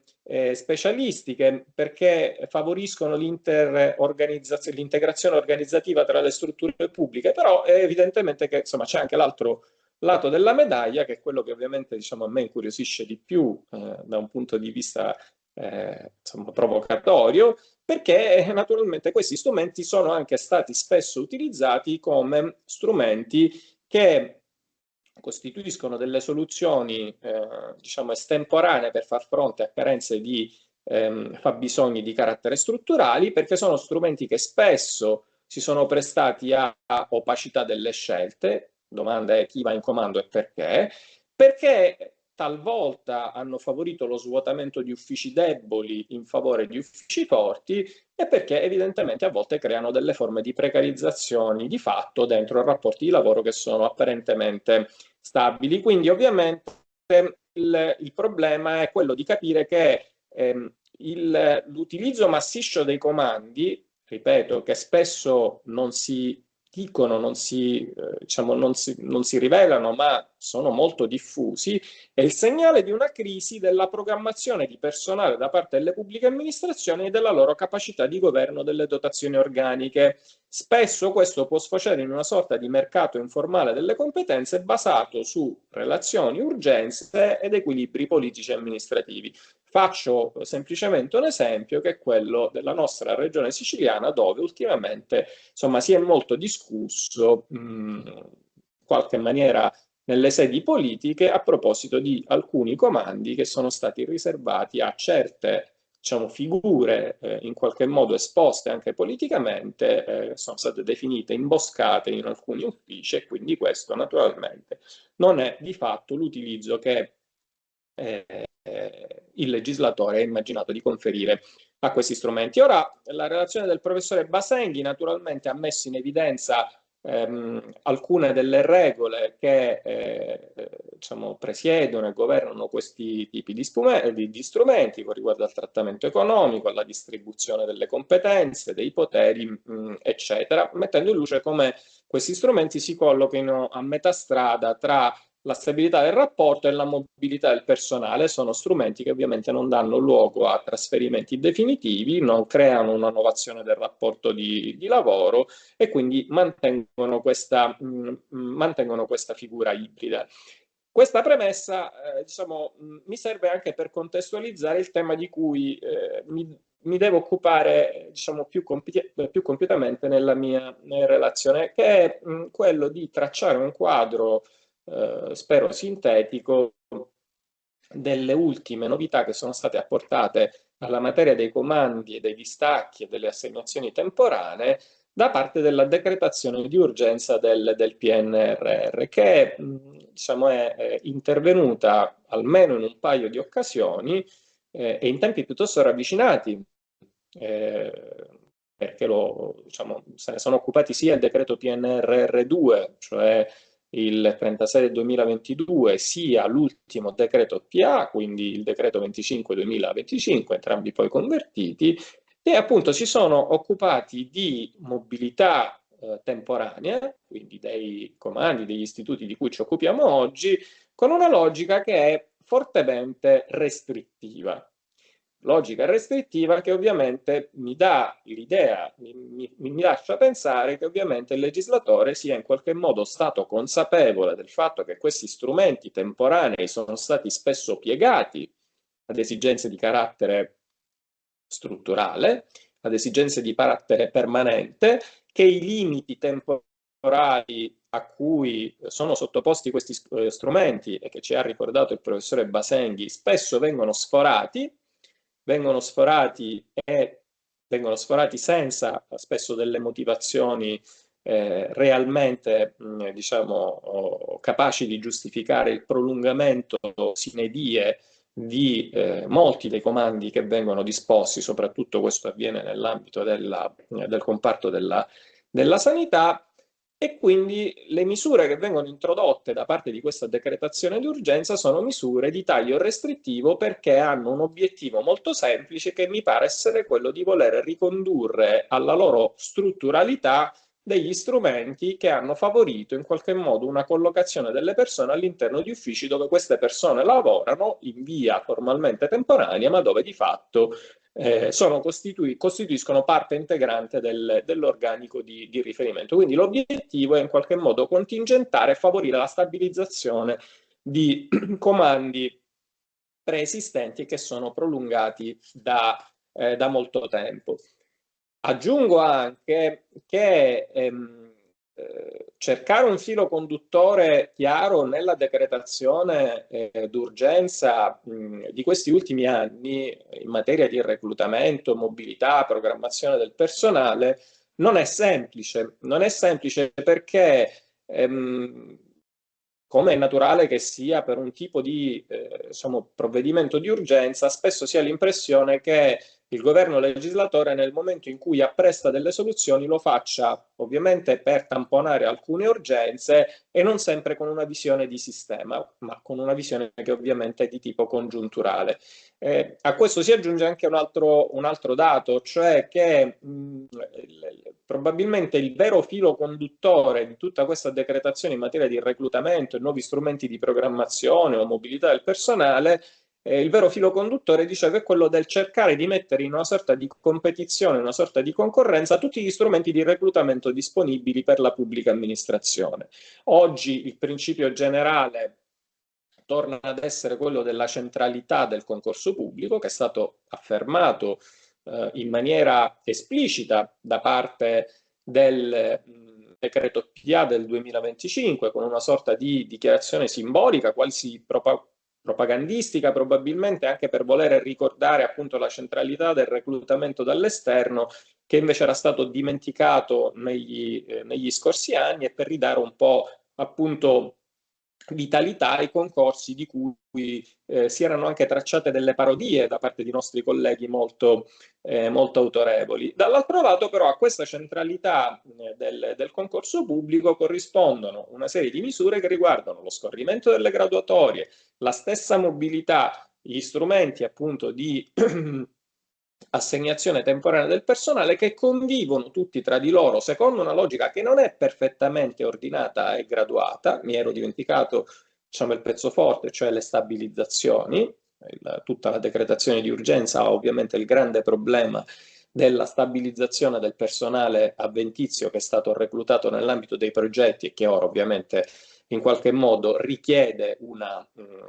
diciamo, attenzione matura, un'aspettativa alla stabilizzazione. Tutti questi strumenti sono in concorso tra di loro e poi ovviamente questi concorsi generano fra di loro questa competizione tra i vari strumenti di reclutamento, non può che generare contenzioso su ciò che viene prima. Viene prima il concorso, viene prima lo scorrimento delle graduatorie, viene prima la mobilità o viene prima la stabilizzazione del personale? Qual è l'interesse pubblico che meglio soddisfa l'aspettativa appunto del buon andamento della pubblica amministrazione, ma anche quella delle persone che hanno già messo un piede dentro l'amministrazione e quindi hanno maturato un interesse ad essere chiamate. Tutto questo ovviamente, insomma, chiamerà molto probabilmente la giurisprudenza a intervenire e a sciogliere una serie di nodi che sono molto complicati, che non riguardano soltanto i rapporti di priorità, perché ovviamente, insomma, già lì c'è un problema che in qualche modo la giurisprudenza tende a risolvere attraverso l'obbligo di motivazione. Si dice l'amministrazione, insomma, deve motivare la scelta, motivando la scelta può in qualche modo sempre invertire i rapporti di priorità, ammesso che ne esistano, che sono stati tracciati dal legislatore. Ma c'è anche poi un problema di giurisdizione. Devo andare dal giudice amministrativo o devo andare dal giudice ordinario? Quando sono in ballo questo tipo di situazioni. Quindi, insomma, sarà molto divertente e interessante per noi che studiamo la materia cercare di capire come si orienterà la giurisprudenza rispetto a situazioni e soluzioni che erano consolidate, almeno a partire dal rapporto tra scorrimento delle graduatorie e nuovi concorsi, e anche tra mobilità, tra istituti della mobilità e nuovi concorsi, sempre in termini di reclutamento all'esterno, secondo principi che erano stati diciamo, fissati in qualche modo da un Consiglio di Stato in adunanza plenaria nel lontano 2011, ma che oggi, alla luce di queste nuove regole, in qualche misura, a mio avviso, dovranno essere rimediate. Vado alla disciplina delle novità introdotte dai vari decreti. Allora, limitazione nell'uso degli strumenti di comando e di assegnazione temporanea. Il primo intervento è quello, come dicevo, del decreto PNRR2, cioè il decreto 36 del 2022, convertito dalla legge 79 del 2022, che introduce un nuovo comma 1 quinquies nell'articolo 30 del testo unico. Articolo 30 ormai ovviamente, insomma, vive di una serie di sottocommi, sottoparagrafazioni, insomma è diventato sostanzialmente illeggibile perché è una disposizione che veramente, insomma, ha raggiunto una lunghezza, sembra una sorta di zibaldone dove c'è dentro di tutto, e quindi non è semplice ovviamente anche tirare le fila delle sue singole norme. Allora, come dicevo, questa norma, che come vedremo ha una funzione di contingentamento numerico dei distacchi e dei comandi, muove dalla consapevolezza dell'ineffettività delle regole che hanno governato questi istituti. Quindi mi pare che abbia una funzione di voler ricondurre gli strumenti di assegnazione temporanea alla loro vocazione fisiologica. Allora, cosa prevede? Leggo più o meno il testo perché, ripeto, è abbastanza complesso, quindi è meglio seguirlo direttamente leggendolo. La norma stabilisce che per il personale non dirigenziale delle amministrazioni di cui all'articolo 1 e per le autorità amministrative indipendenti, comandi e distacchi sono consentiti esclusivamente nel limite del 25% dei posti non coperti all'esito delle procedure di mobilità di cui al presente articolo. Quindi è evidentemente una norma che detta un limite di tipo quantitativo alla possibilità di utilizzare distacchi, limite quantitativo nuovo perché in precedenza l'unico limite era quello legato alla durata dell'istituto, insomma 3 anni secondo quanto previsto dall'articolo 30 comma 2 sexies del testo unico sul pubblico impiego, ma abbiamo visto che le durate variano anche in base a quello che stabiliscono i contratti collettivi di comparto e quello che stabiliscono i protocolli. Qui io mi sento di condividere la lettura del professore Mainardi, cioè quella secondo cui questa norma, incluso il contingentamento, è una norma che riguarda prevalentemente i comandi intesi in senso proprio, ma non si applica alla figura descritta dall'articolo 23 bis del 165 del 2001, che invece è governata da specifici protocolli e che ha una funzione diversa legata proprio all'interesse diverso che governa questo tipo di istituti. Ad ogni modo, questa norma che prevede il contingentamento così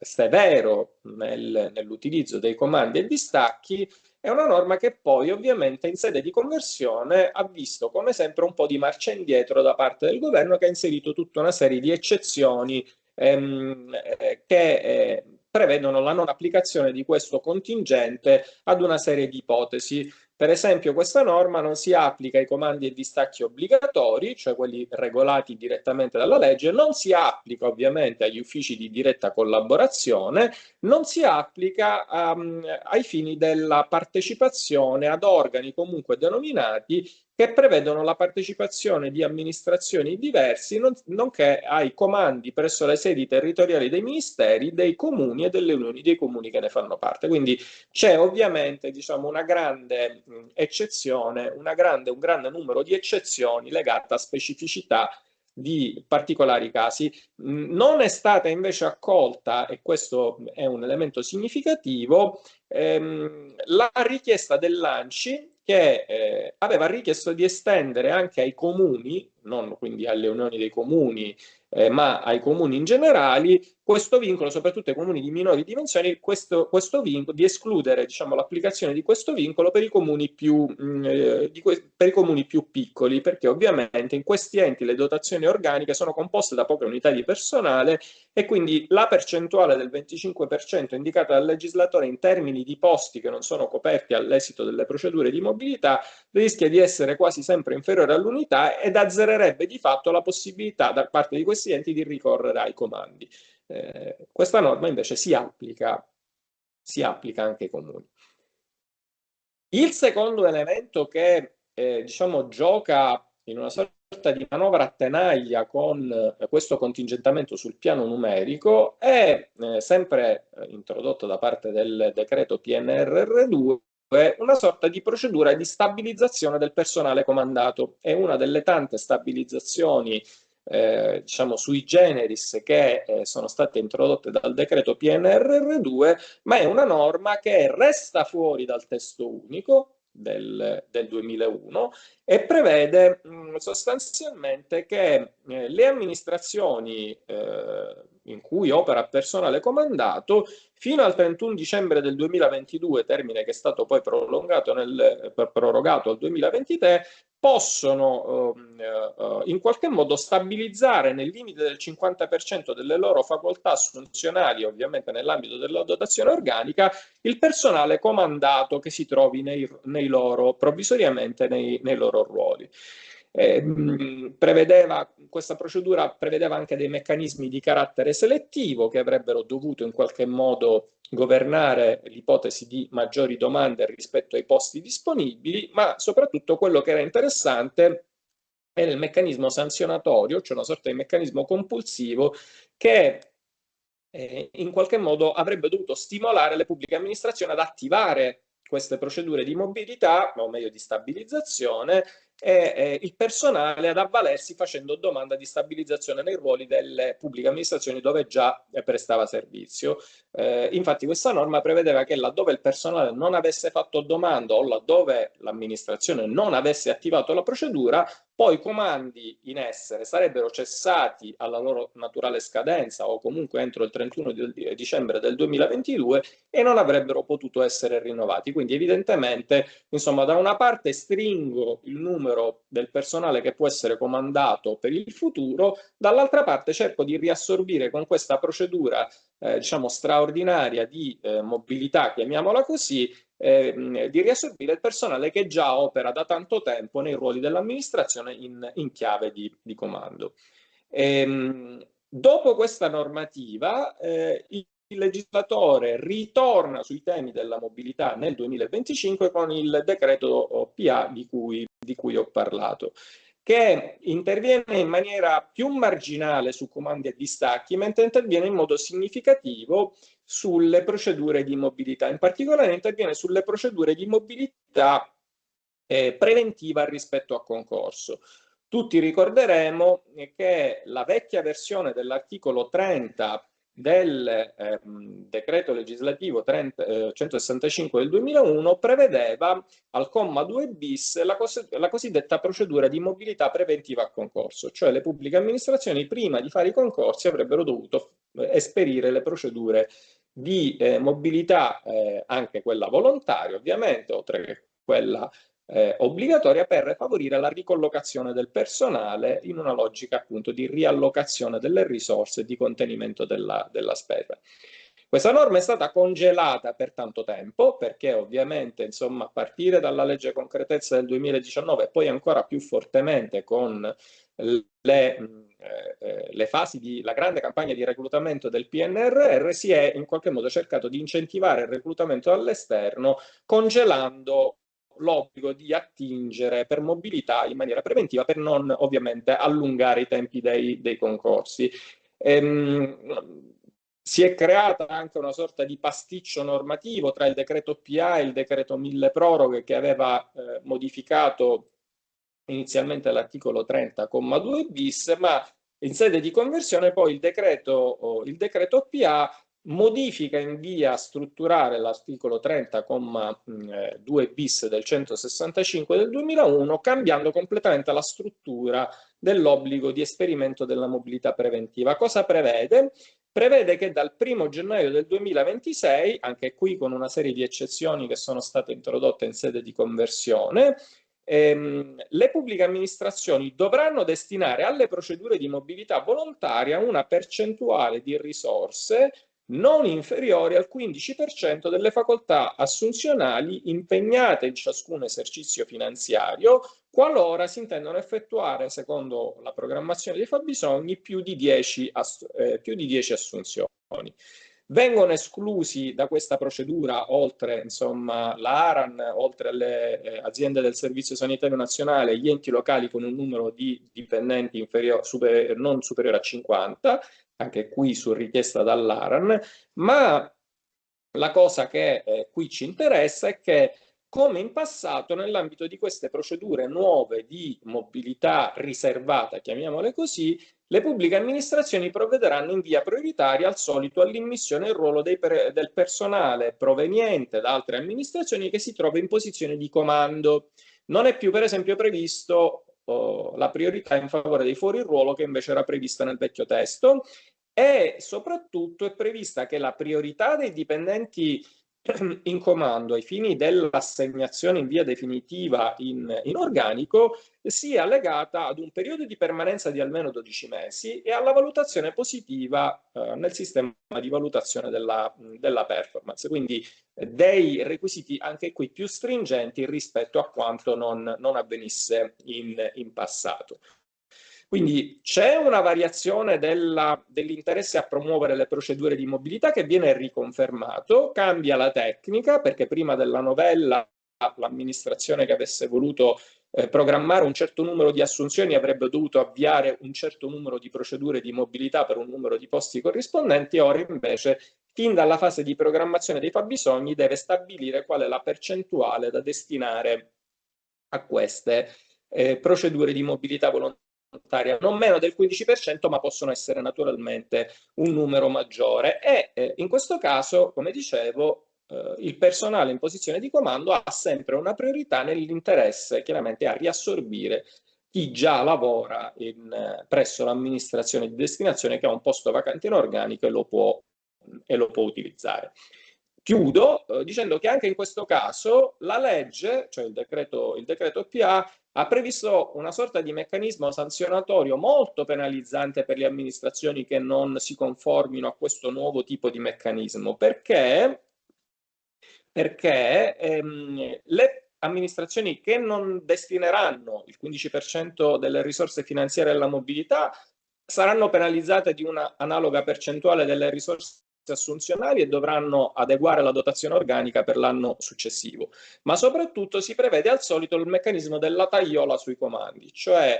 i comandi in essere in quelle amministrazioni cessano al termine di 6 mesi dall'avvio delle procedure concorsuali che sono state indette in violazione dell'obbligo di riserva e non possono essere riattivati nei 18 mesi successivi. Quindi il personale comandato da questo punto di vista è penalizzato. E se sono i dipendenti in posizione di comando che non aderiscono alle procedure di mobilità che sono state indette dalle pubbliche amministrazioni dove prestano temporaneamente servizi, decadono addirittura dal comando alla naturale scadenza e in questo caso non possono nuovamente accedere ai comandi nei 18 mesi successivi. Quindi viene ribadito anche su questo versante un interesse a sanare i disallineamenti occupazionali generati dall'utilizzo improprio degli strumenti di assegnazioni temporanee con la tecnica, che è quella che abbiamo già visto nella vecchia sanatoria del decreto PNR2. Quindi mi pare di poter dire, un po' come ha detto Sandro Mainardi in uno dei suoi ultimi scritti, che rimane sempre l'impressione di una tensione costante tra gli sforzi riformatori del legislatore e la prevalente ineffettività dei risultati conseguiti attraverso questi strumenti. Quindi vedremo se queste ricette daranno o meno i loro frutti. Io vi ringrazio e ho terminato. Passo la parola allora al professore Boscati. Grazie Alessandro, grazie a Francesco, grazie a Sandro, grazie a Davide. Credo che la complessità della materia del tema sia emersa in maniera plastica. Il tema della pluralità degli istituti, e qua il nodo tra assegnatori temporanei e altri istituti, categoria generale oppure no. Questo è perché ovviamente in un senso o nell'altro, come tutti i relatori hanno detto, modifica la disciplina concretamente applicabile, in particolare il tema del consenso. È emerso l'intreccio pubblico-privato, un intreccio biunivoco, perché sicuramente noi pensiamo molte volte al pubblico che si appoggia sul privato, ma in realtà in alcuni casi può avvenire anche il contrario. Il tema dell'equilibrio tra enti, tra diversi enti, e qua in maniera molto, molto chiara Alessandro Riccobono ci ha ricordato come l'ANCI non è riuscito a sfondare in relazione al tema del 25% del limite quantitativo dei comandi. Anche lì probabilmente l'ANCI non è riuscito a sfondare, ma probabilmente aveva ragione, perché, come dire, nei piccoli comuni in alcuni casi diventa sostanzialmente impossibile. Diciamo così, come cornice sul tutto il tema dell'interesse delle fonti, legge contrattuale collettiva. Il professore Basenghi in maniera ammirabile ha indicato questo aspetto. In apertura Davide Casale, il professore Casale, ha ricordato le ricadute anche previdenziali, perché noi molto spesso le dimentichiamo queste, cioè il rapporto sostanziale, ma anche la disciplina di carattere previdenziale. E quindi diciamo che le tematiche sono molteplici, ma soprattutto c'è una cosa che tra le altre mi ha colpito, e mi ha colpito in relazione ad un recente convegno che mi ha avuto a Capua sul privato, quindi apparentemente un qualche cosa di totalmente diverso, che il problema dell'interesse comune. Interesse comune che rappresenta, credo, o dovrebbe rappresentare l'elemento, l'ortocentro di tutti questi, o di molti di questi istituti. Un interesse comune che evidentemente non è solo l'interesse comune delle amministrazioni direttamente interessate, ma è un tema più ampio, che è il tema di tutta la pubblica amministrazione. E sullo sfondo c'è stato una sorta di convito di pietra, ma non perché, voglio dire, ma perché ascoltandovi mi è venuto si è sviluppato ulteriormente il concetto che il tema della curatorialità nel settore pubblico. Mi avete perso un secondo perché ho un problema qua con lo schermo che oggi, come dire, decide di manifestare impropriamente, ma a parte questo, c'è il tema di più amministrazioni che in qualche misura possono utilizzare la stessa prestazione. E qua, insomma, è un tema che credo che meriti approfondimento. Dopodiché, sul tema della flessibilità, e qua è emersa in maniera estremamente chiara flessibilità temporale o strutturale. Perché cioè, tutti l'avete detto, cioè questa flessibilità alla fine non è una flessibilità utilizzata in maniera, diciamo così, fisiologica o come dovrebbe essere la temporaneità, ma diventa un elemento strutturale. Allora, qui i due aspetti che sono emersi, il tema della ottimizzazione delle risorse e il tema del contenimento della spesa, oltre a quello che ha detto Sandro Mainardi, dichiarato da Alessandro Riccobono, della agibilità organizzativa, dove con piacere Riccobono ha ricordato il fatto che secondo me, voglio dire, c'è il tema organizzativo che non deve perdere, c'è che rimane centrale e sotto questo profilo, per esempio, anche l'ultimissima sentenza con di giustizia sui contratti a termine, secondo me questo è l'aspetto su cui, voglio dire, i giudici italiani dovrebbero voglio dire, attenersi nel momento in cui fanno questa interpretazione orientati ai principi unitari, ma insomma, ci torneremo su questo tema. Qual è l'aspetto importante? Questi istituti sono effettivamente istituti che ottimizzano le risorse, ma io qualche dubbio forse ce l'ho nella misura in cui molte volte il patologico prevale sul fisiologico, fermo restando al netto di quelle che sono le situazioni in cui sono enti di nuova istituzione dove certe forme sono imprescindibili. E poi c'è l'altro aspetto, c'è l'aspetto del contenimento della spesa. E qua effettivamente è un contenuto della spesa oppure no? Perché probabilmente, come ha detto molto bene Sandro, c'è un tema che si lega alle competenze, si lega alla formazione, ma soprattutto nel momento in cui mi devo adattare a quelli che sono certi contesti, effettivamente queste modalità creano o non creano valore pubblico? Io, anche sotto questo profilo, questo processo dinamico con obiettivi di valore pubblico lo vedo ancora un po', come dire, un po' distante. Sotto questo profilo, io francamente non vedo in maniera negativa quelli che sono, fermo quanto detto per, come dire, per alcune realtà e quindi un tema di adattabilità, ma in qualche misura diciamo così, una chiusura rispetto a quelle che possono essere forme eccessive di utilizzazione del comando. Perché è un po' come la mobilità volontaria, il comando, molte volte sono utilizzati per promuovere qualcuno in ambiti nei quali li avrebbero voluti ma non li possono avere direttamente e quindi si creano delle sorte una sorta di triangolazione. Ma credo, e con questo, queste riflessioni che ho fatto così molto, molto random, credo però che ci sia l'altro aspetto da considerare, cioè quello legato al tema competenza e al tema inquadramento. E al tema ovviamente anche formazione, ho già detto, ma insomma al tema inquadramento perché tutte queste forme di flessibilità non possono prescindere da quella che è una omogeneizzazione sotto questo profilo c'è stata eh, degli ultimi contratti collettivi. Chiudo con una suggestione che ho letto e mi ha colpito molto del presidente Naddeo, presidente dell'ARAN. L'altro giorno ha detto: ma noi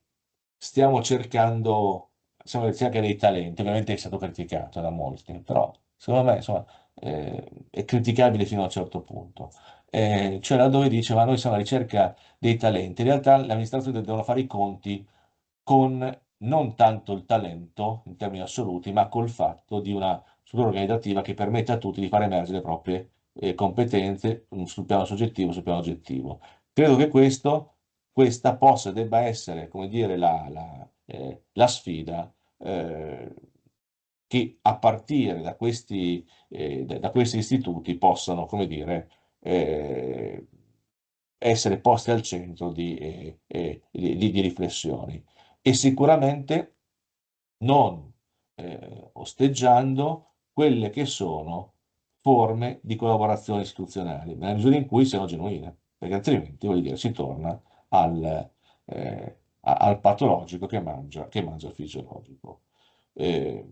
Io veramente ringrazio tutti e quattro per le suggestioni, perché è un tema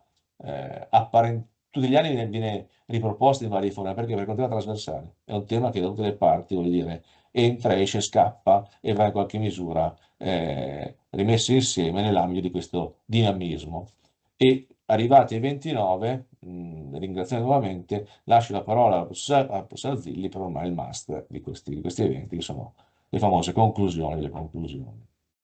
Vado a reinserire i colleghi nel ringraziarli per questa super performance del pomeriggio. Abbiamo perso il professor Mainardi, che è stato attratto da altri adempimenti e che però ci porta agevolmente al tema della prossima volta. E infatti parleremo di lavoro da remoto, e chi meglio di questa compagine di Clip sa e ha visto come in questi anni questa modalità di lavoro ha preso per noi soprattutto grande piede. Allora ci vediamo il 24 febbraio a fine mese, ci vediamo a Pisa. Grazie a tutte e a tutti, un buon pomeriggio.